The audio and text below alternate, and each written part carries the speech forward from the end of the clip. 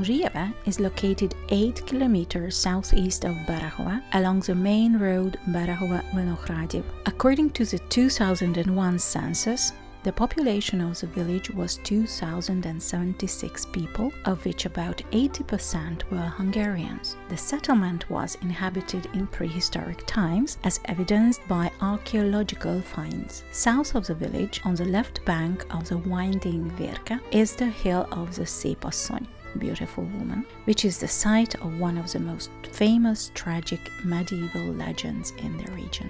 The village, located on the right bank of the Borsaba River, first appears in the documents in the form of Muza in 1232, at which time it was a royal estate consisting of 2 parts. After the Tatar invasion of 1241, King Béla IV settled Saxons here. From the 14th century, it was owned by the Muzhai and Jokcsi families, then by István Báthori. The inhabitants of the village converted to the Calvinist faith as early as 1552. In 1566, the Tatars devastated the village and deported most of its people, but the biggest blow came in 1657, when the Poles invaded the village. At that time, Kismuzhai, one part of the village, ceased to exist, and its inhabitants moved to Nagymuzsa, the other part of the village, now Muzhievo.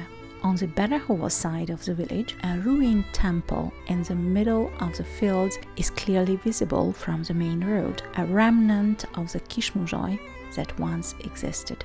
One of the most beautiful Gothic monuments in the region, it was built between the 13th and 14th centuries. You can take a short walk to see the remains of its walls. The wall of the western facade is almost completely intact, with the opening of the lined gate and the 4-lobed round window.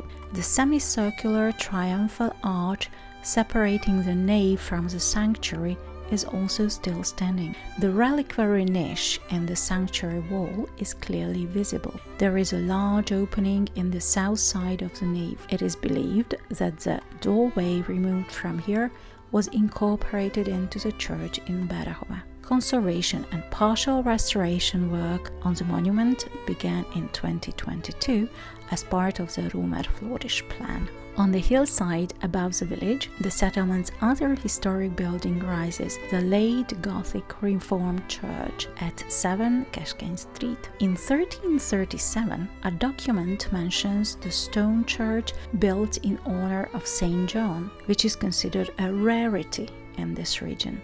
It has one nave and its sanctuary is the same width as the nave. The church, fortified with buttresses, has 2 entrances.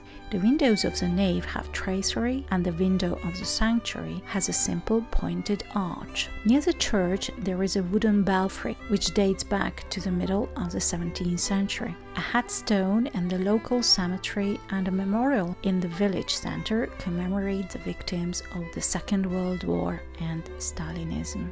Mining has always played an important role in the history of Muzhievo. The Romans and the Turks mined gold here. In the 19th century, the settlement became the property of the Károly family, who founded an alum factory here in 1825, which made the village known far and wide. Later, a kaolin mine was established in Muzhievo, which was the raw material for the famous Viennese porcelain. In the most recent history of the village, the perlite mine and gold mining, which was restarted several times and then came to a standstill, were the most decisive.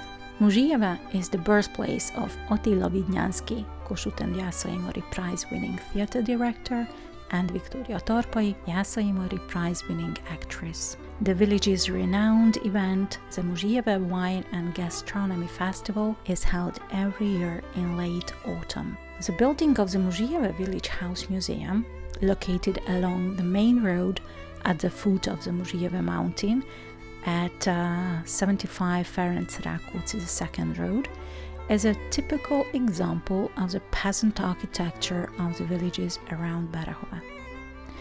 Built in the 1920s, the tile-roofed house is flanked by a distinctive wooden porch on the courtyard side, newly constructed while maintaining traditional stylistic features. The floor of the porch and the entire house, as well as the walls of the house, were made with plastering, which was still the most typical architectural solution in this region at the end of the 19th and beginning of the 20th century. From the porch, a loft ladder leads up to the attic, where the smoked meat dishes were kept. The building's front door is original, as is much of the interior joinery. The visitor who enters is greeted by the kitchen, which features the characteristic water bench and a shaving mirror. The showy serving cabinet or almarium seen in the room were only found in the homes of wealthier families of the bourgeoisie. The stove, dating from the mid-20th century, replaces the brick stove originally used in the houses here. In the front, so-called clean room, there is walnut bedroom furniture with straw-lined beds and a table, fashionable in the 1930s. The tiled stove must have been made in the 1970s. The various small objects and pictures are original accessories of the house. The rag rugs covering the floor are characteristic of the region. Similar ones were made in almost every house. There is also a loom in the Village House Museum. The authentic embroideries and sewing kits decorating the house were made in the village. The lace tablecloth was a characteristic decorative element of the peasant houses here, a fine example of which also decorates the table in the clean room. The closet is lined with old clothes. The third room, known as the slumber room, was used for various household chores such as pig feasts and making snail-shaped pasta, and the pantry is at the back.